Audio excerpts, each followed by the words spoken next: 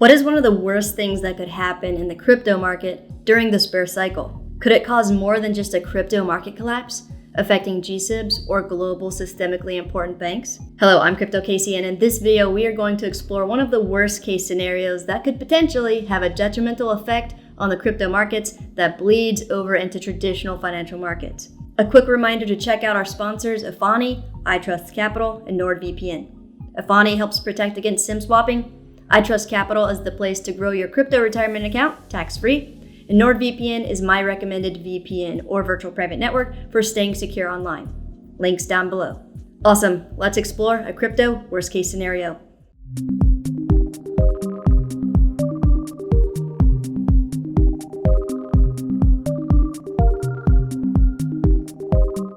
About this time last year, I released a video trilogy where we learned about the structure of the traditional financial system, the structure of the crypto space, and the relationship between the two. In the third and final video of the series, we explore how the crypto market could collapse due to one major player in the game, the stablecoin Tether. If you've been in the crypto space for a while, Tether's history is notoriously plagued with sketchiness. And a Tether collapse and how it would destroy the crypto markets has been discussed so often that the scenario has been coined Tether FUD, fear, uncertainty, and doubt. Here we are a year later, and I thought it would be helpful to revisit the information and ideas from the trilogy in light of recent events, especially in the middle of a bear market riddled with extreme fear and massive liquidations. Basically, Tether, the largest and most pervasive stablecoin, may have become a metastasized cancer that is too large and pervasive to simply remove without causing the entire cryptocurrency market to collapse. Here's a visual representation of the current structure of the cryptocurrency market. A card house with Tether as the bottom base level, propping up everything else, for now. Currently, the crypto markets are still highly correlated with the traditional markets. And on an abstract, conceptual level, the crypto markets are still utilizing the traditional global financial system as a foundation. If we consider the straw that broke Lehman Brothers' back in the last global financial crisis, which was 1.2% of their portfolio that consisted of commercial paper going into default, that should be extremely worrisome. Because at the time of this video, according to the last breakdown of reserves posted on their site March 31st, 2022, about 25% of Tether's reserves consist of commercial paper, which is unsecured corporate debt. To which companies? We don't know. And if you look at trading volume on exchanges, over 90% and more, closer to over 95% of all trading volume is done using Tether across the crypto market. Also, a small number of wallets control the majority of Tether's circulating supply, meaning that just one or two wallets trying to redeem all their Tether at once would bring the crypto markets to its knees. Scary. So without repeating and going through all the information we covered together in the trilogy, let's talk about what is different about the situation 1 year later. For the first time in its history, Tether experienced the largest amount of liquidations it's ever seen, causing its market cap from about an $83.2 billion all-time high on May 10th, 2022, to collapse by over $10 billion to its current market cap of $72.5 billion in just a few weeks. Over 12% of Tether's market cap disappeared in 14 days. And the vast majority of people dumping Tether were not people like you and I. Crypto whales ditched Tether for USDC after stablecoin panic. The UST or Terra Luna failure prompted large investors on the Ethereum blockchain to leave USDT for the perceived safety of its biggest competitor. And here's a chart showing the number of millionaire USDC versus USDT wallets suddenly swapping billions of Tether for USDC. So do you think they were just spooked by the recent Terra Luna event and slight depegging from the dollar Tether experience during that time? Or do they know more? Whales tend to have more insider knowledge than the public, but only time will tell. However, something we should be mindful of is although Tether has certainly been undergoing severe stress tests recently and performing well, all things considered, if liquidations and Tether redemptions continue, Tether will only continue performing well so long as there's enough cash in the bank for people and institutions to redeem, and so long as the other assets backing it are liquid and still the same or higher value than they acquired them. According to their most recent March 31st breakdown, only about 5% of their total reserves are cash and bank deposits. And if you do check out the video trilogy, we explore all the shady activity Tether has engaged in, as well as several years worth of lies they've spun, saying every single Tether token has always been backed 1-for-1 with real dollars in the bank account. Finally, after years of existence, we still don't have an actual audit. We just have these attestations that CPA firms in the Cayman Islands sign off on saying they're accurate. And when asked to provide more transparency about their reserves, Tether refuses. And when legal action was taken to force transparency, Tether pled with US courts to keep their reserves concealed from the public, claiming they have proprietary business relationships that give them a competitive edge for the main reasons why they don't want to show their cards. Is this just another one of their lies? Or finally, after all these years, a truth? I'm banking on the former. So what happens next? What's the best case scenario? I think this would be the best case scenario. Tether is slowly, carefully extracted from the market, while regulation and oversight are imposed, allowing other more trustworthy stablecoins to take its place. And preferably, a lot of different ones so we don't have one stablecoin that can corner the entire market like Tether has. What is the worst case scenario?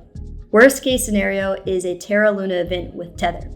Tether is 4 times as big as UST when it comes to market cap and far more pervasive as we discussed, with a small number of wallet holders accounting for over 95% of liquidity on all exchanges. And when you factor in margin, lending, and unlimited rehypothecation of Tether, who knows how much actual Tether is circulating? And in case you haven't seen the trilogy yet, let's just say you have $100 worth of Tether and you want to lend it out on Gemini in exchange for interest. Gemini then lends that money to someone else, who is also able to lend it out for interest. This can happen in ad infinitum, meaning for every Tether you see that you own on exchanges, 10 or 20, 100 or more people could be looking at the same exact Tether. It's a crazy game of musical chairs right now with tons of people and a small number of chairs. So what happens if Tether causes a crypto collapse? Well, some entities go insolvent. And people that have lent out their money, who have zero clue how many times it's been lent out and rehypothecated, when they go to redeem their loan, there may not be, and probably isn't, enough actual dollars in the system to cover everything. And it's the same situation for most of the other stablecoins out there, because there's no regulation or oversight at the moment.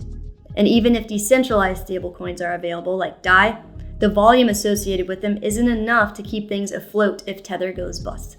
There is no FDIC insurance behind any stablecoins, and any stablecoins stuck in the market when a mass run on them occurs will likely affect their dollar peg, as we've seen in the past and as recently as a few weeks ago. Tether withdrawals would freeze, exchanges could halt trading activity and likely all deposit and withdrawal activity.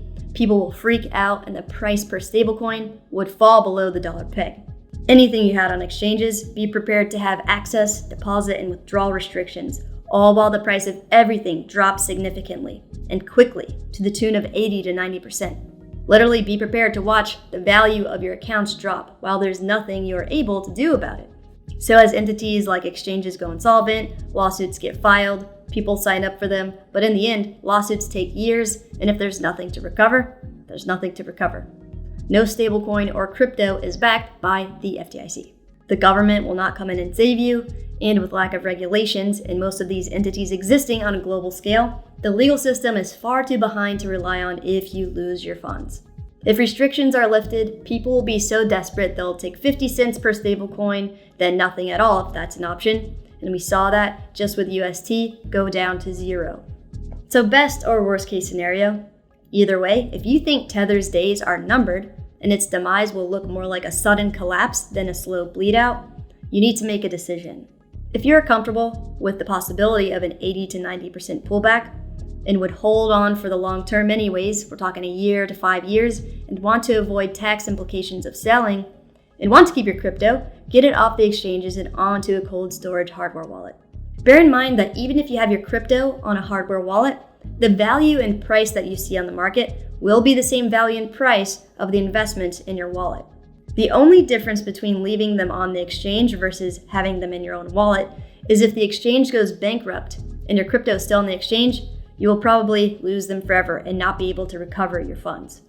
On your hardware wallet, sure, the value drops, but you still own the crypto. So you can scroll down to the description area below to access the correct and official sites of my recommended hardware wallets.